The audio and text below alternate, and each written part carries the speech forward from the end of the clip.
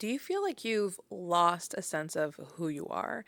Like you don't really know how to describe yourself anymore other than to say that you're a mom and maybe an employee somewhere. If that's the case, that's actually super common, and a trap that we fall into of just really only aligning and with our roles, the roles that we play. So today we're going to talk about why moms tend to lose themselves and how you can find yourself once more during your motherhood journey. But first, hi, my name is Emily. I'm a therapist in private practice and a slow living enthusiast. In therapy, I support moms who are burnt out or overwhelmed to heal and build better relationships with their children and their partner and to come home to themselves. And then I'm also a mentor for moms and women who are tired of the hustle and the rat race and who want to slow down and lead a meaningful life. So if ever you would like to work with me, the information is in the description below. But for right now, let's jump in the video and talk about finding yourself during motherhood. So first I want to touch on this idea of finding yourself, which means that you lost yourself at one point. And I think that we lose ourselves in adulthood. I used to work with children, and when I, like, as a therapist, and when I would ask about, like, oh, tell me about yourself, they would also always tell me, like, their favorite dinosaur, their favorite color, their favorite thing to draw, and why it was their favorite thing to draw, their favorite TV show, and all the ins and outs of it. Like, they had a really innate sense of who they are. If I were to ask them, what animal do you align with? Like which animal are you? And they'd be like, I'm a panda bear because, like they just had like a really like they were very connected with who they were. I'd have to like pull out from them being like, okay, what grade are you in? What school do you go to? Like that's not on their radar.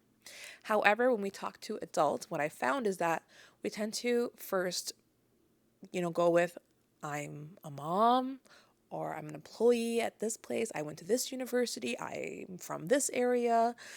It's very general, or it's very role oriented, so like the roles that you play either as employee or parent. But it's not very deep.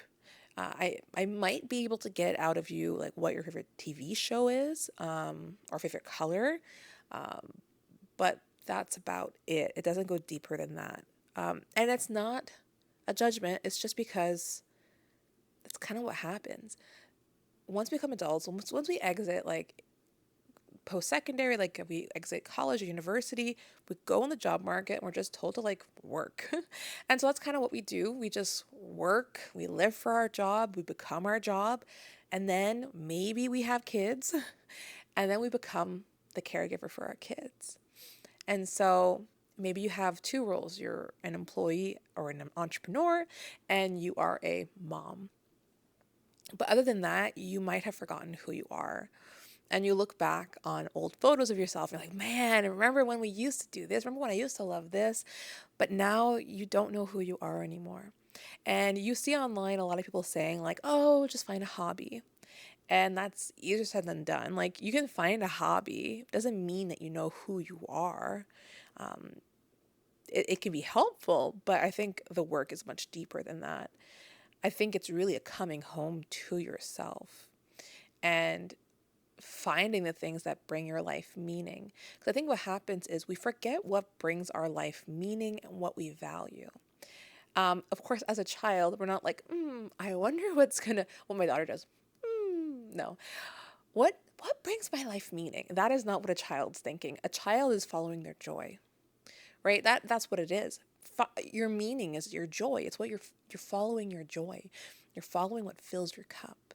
And so a child who is curious and following their joy and doing the things that actually bring them happiness and joy and contentment, because contentment is very important.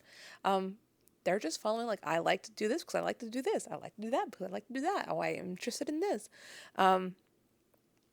So meaning making, if we're like really to make sense, it's following your joy. So what fills your cup and makes it overflow? So is it spending time with friends? Is it spending time with family? Is it doing creative activities? Is it traveling?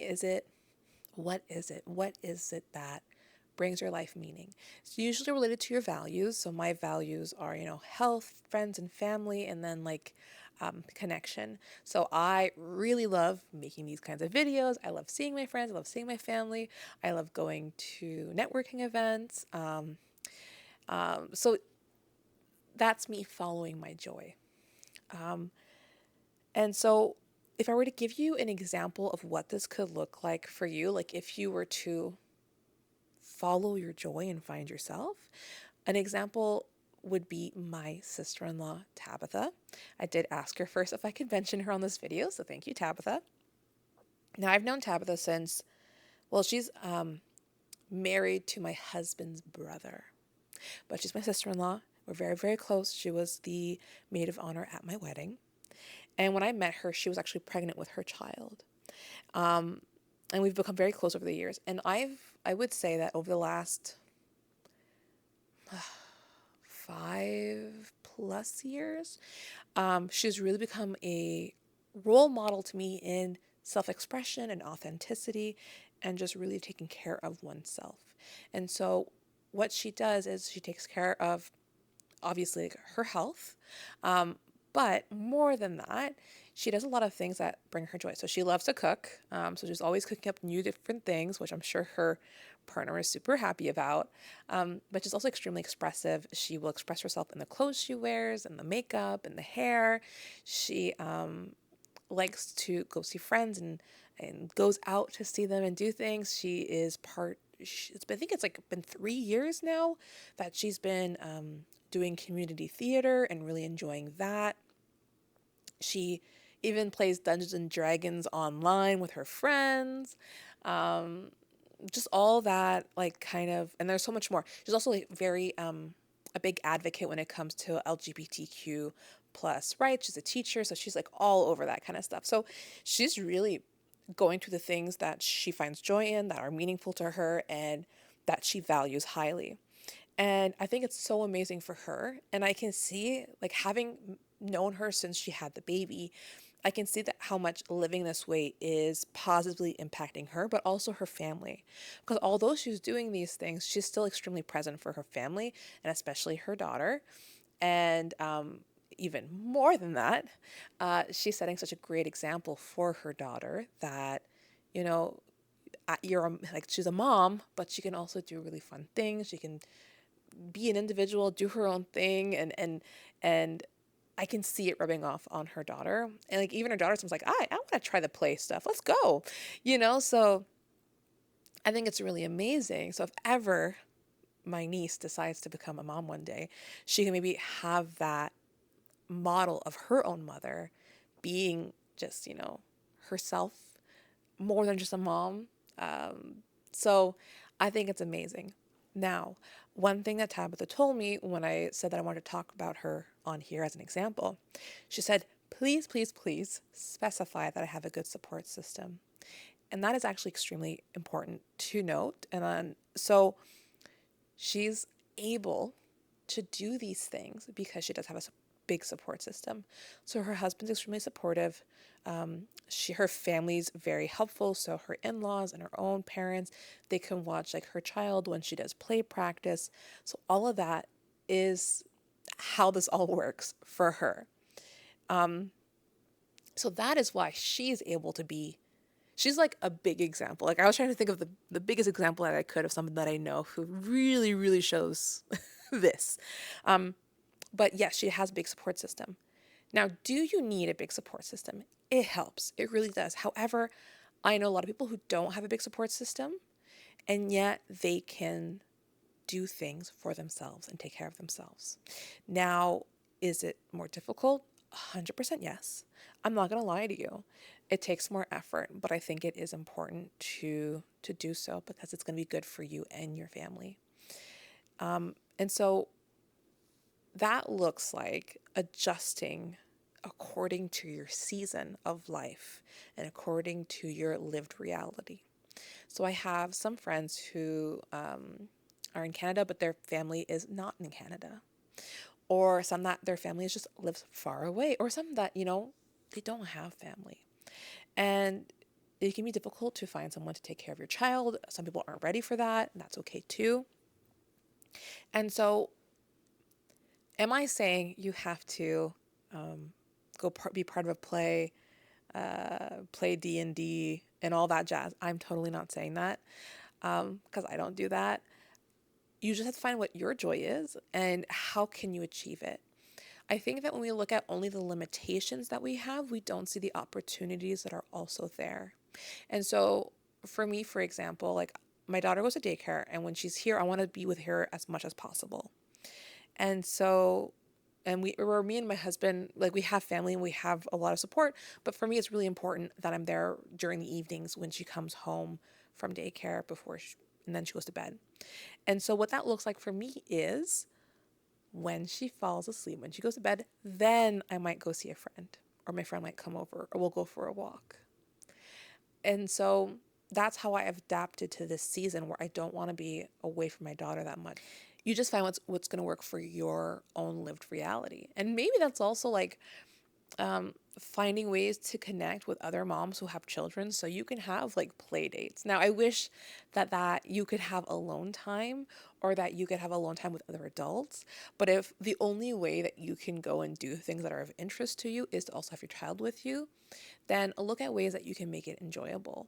So I know friends who they don't have much support and they're not comfortable maybe having a friend look after their child, who will go and have the play dates with other parents, or they'll go to places that are like centers, where like an early on center where they can meet other moms and do things that are interesting to them and all that. So you have to find what works for you. No judgment here. And so if it's in the after hours, and also look at like how you're spending your leisure time, because you might have time that you could be spending doing something that's meaningful to you, but instead you're doom scrolling. Again, no judgment. I do it too. But if you can fill that doom scrolling time with meaning making time, with joy time, I would do that if I could. Even just seeing a friend once a week, once every 2 weeks, even if it's not for like a long time, can be extremely healing if that's something that is important to you.